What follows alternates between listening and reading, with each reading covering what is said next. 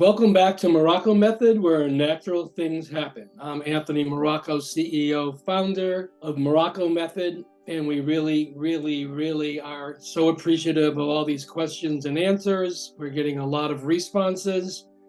So see comments below. If you have any questions, send them to me. I'll be very happy to answer your questions. Okay, so this question is coming in from Jeff. Jeff is asking about hair loss. He's saying, my hair is falling out like crazy. Which element should I focus on to stop massive hair loss? When one is losing a tremendous amount of hair, one has to be into Morrocco Method. We have an entire cycle. So it's not just which element to use. You need to do, first of all, stop all the synthetic hair care products that are chemical. That's number one, that has to stop. Number two, alternate Morrocco Method shampoos, all 5 of them, and our conditioners, alternate them. So what I do, I get in the shower, they're lined up in my shower. I pick up from the left, I shampoo, put it back on the right. So the next time I don't have to figure out which one I'm doing. But you really want to alternate the shampoos and the conditioners, because if we just do one product, our body will build an immunity against it. Now, brushing is really important. Watch our videos. We have all this educational videos on brushing to get the sebum, the natural sebaceous oils, into our scalp properly. Scalp massaging, we have the only natural rubber scalp massager that's going to get a lot of blood in there circulating. I would do that several times a day. Watch our videos on scalp massager, brushing. Do that 2-3 times a day, even more. But alternate all of our products and stop using any and all chemicals. I hope that helps. We can't just do one element. It's not going to address the problem. We have to get down to the cause. And again, it's all holistic. Morrocco Method to the rescue. So Henry's asking, is wearing a cap unhealthy for my hair? Well, that's why I'm wearing my toque. So in British Columbia, we call these toques, but here we call them ski caps. So I wear them quite often myself during the day because it keeps in the heat to the crown chakra. So it keeps in a lot of energy. Then I also wear them at night when I go to sleep. I leave my windows open so the room, my bedroom is nice and cold. So it's very invigorating, and I wear a ski cap. But for the hair and scalp, and it's not unhealthy at all. Actually, it's not damaging your growth patterns as long as it's not restricting. So that's the only thing that I'm concerned about. If you wear something really too tight and it's restricting the blood flow. But any ski cap, I like them. I wear them during the day. So yeah, healthy. So wear it in good health. So we have a question here from Kat. Kat's asking about henna. So what is the best way to transition from using light brown henna back to embracing my natural gray hair? First of all, congratulations. I really encourage everyone like myself to go back to our natural white, gray, platinum hair. So the new blonde is gray. So that'll look really good, nice and healthy. So it's very easy to transition. I suggest that you get our neutral colorless henna and put in just a pinch of the light brown. So in other words, you don't put in all the light brown, you just put in maybe a tablespoon the most, or maybe even a teaspoon. And then every time you do henna, just do the colorless henna with just a little bit of light brown, and gradually it'll come back to your natural hair color. That's the easiest possible way to look natural. Enjoy your new transition to embracing your natural hair. Very healthy. Thank you. Okay, the next question is coming in from Margarita.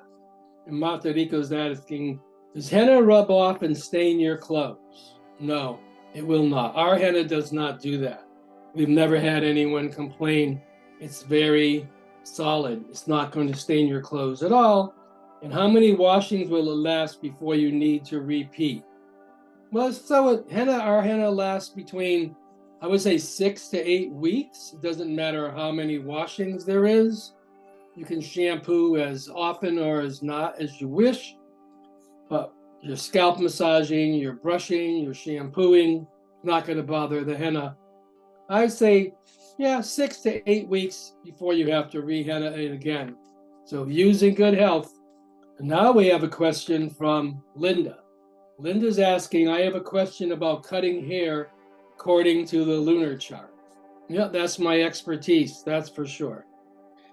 If you cut your hair once a month for thickening, and then cut your hair the next month for lengthening, does that last the cut take precedence?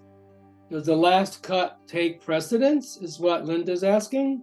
And does it stop the thickening cycle and begin the lengthening cycle? So when you cut your hair in a lunar cycle, you're doing it through thickening, that's going to last 72 hours.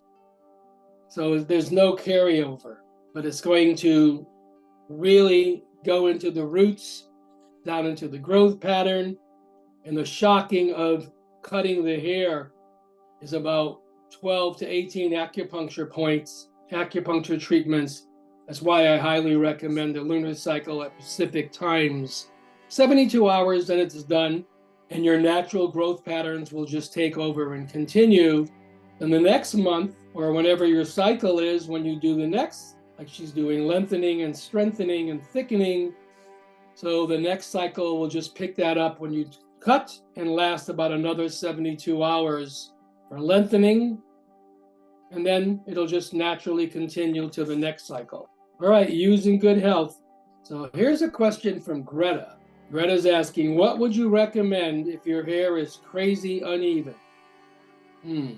So I think what she's asking is that her hair is growing out uneven. Pretty sure that means cutting it in smaller sections, but I do wonder when enough is enough. All of us, our hair grows uneven. Like my left side grows much more faster and thicker than my right side. And that's noticeable. So I cut my own hair. So when I shape my own hair, I basically do a little bit of different cutting on the left and less on the right to get them to match up. But if your hair is really growing in very uneven, then are you cutting your own hair? If you are, you basically just pull it down, snip it at the ends. Then I pull it to the side, snip it at the ends, pull it up, snip it at the ends. So it's like creating this halo. So when it drops down, it'll basically come to be pretty even. Cutting it in smaller sections. Yes, very, maybe monthly, just cutting just a little bit off. And like I said, like with my hair, I'm basically doing a lot more with my left because it grows faster and thicker, and a lot less with my right because it grows slower. All right, little by little. So this question is coming in from Barry. So Barry wants to know if he should schedule other hair regrowth treatments with our lunar schedule. So it's a little complicated, so I'll try to break it down into sections. So Barry's basically doing PRP, which is platelet-rich plasma. It's a treatment, PRP. And Barry's asking if he should schedule these treatments with our lunar cycle. So first of all, I don't recommend doing that for hair treatments. Like all these plugs, all these artificial means to grow hair, I am personally, and I've always been against them, because we want to stay holistic with the whole body. So the body is so intelligent. It's doing thousands of things at all the time, where this is just one thing happening. What I'm suggesting is you really need to be much more holistic. So I would do the scalp massager, I would do brushing, I would alternate Morrocco Method products, really watch your diet, just staying natural, local farmer food is the ultimate, not eating fast food or any junky food, exercise, getting the blood and air circulation. But this treatment, the PRP, first of all, I don't recommend it. And then you're asking if you can do this, if it's more effective during the solstice or the spring or the winter solstice. And it doesn't really matter whenever you do it. It really depends on how you feel. So whenever you're doing these treatments, you should just feel very empowered, very healthy. You should not feel stressed about it. I hope that helps. And I always encourage everyone to go 100% natural as much as possible. And brushing, you really need blood and air in the scalp. Scalp massaging, blood and air in the scalp, getting a lot of stimulation. And then no chemical products, especially with men. Styling products are deadly these days because they're all polymers. So our styling products are all liquid plastic polymers, which are plugging up the roots, the growth patterns, breathing, the whole. I see so many young men, even older women, are having tremendous hair loss from styling products. So no, the lunar cycle doesn't mean any difference when you do it. All right, if you have any other questions about that, please send me an email. So this question's coming in from Julie. I've been binging out on detox, especially on videos specifically with Morrocco Method products, and I can't find a video that answers my question. So on detox, Julie has a question. If I should shampoo my hair first and then detox, or if it matters if the Zen detox can go through all of the layers of toxins that may be there. So Julie, the Zen detox is more powerful than shampooing. So no one has to shampoo before the detox, no matter how much buildup is on the hair and scalp, no matter how dirty it is. If it's overdue, like I never shampoo my hair before the detox. The detox itself is going to really clean the hair follicles. It's actually going to go down into the roots, into the growth pattern. It's going to be pulling out all these toxins from inside and the outside toxins, all the debris, easy fix. So one does not have to shampoo before detox. When I do it, actually, I mix the Zen detox. I leave it at least 24 hours. Then I apply it to my whole head, forehead, neck, face. I do the whole bust. That's what I do. After about 10, 15, 20 minutes, it's going to start tightening. That's really a deep penetration. And the longer that you can stay, the better. But it's going to get uncomfortable. It's going to start pulling our skin. You're going to feel this incredible skin tightening. So as long as you can stay there, that's not too uncomfortable, the better, to get that deep penetration. Then when it got to be the limit, that's enough. Go into the shower. You don't need to shampoo at all. Just rinse off with water.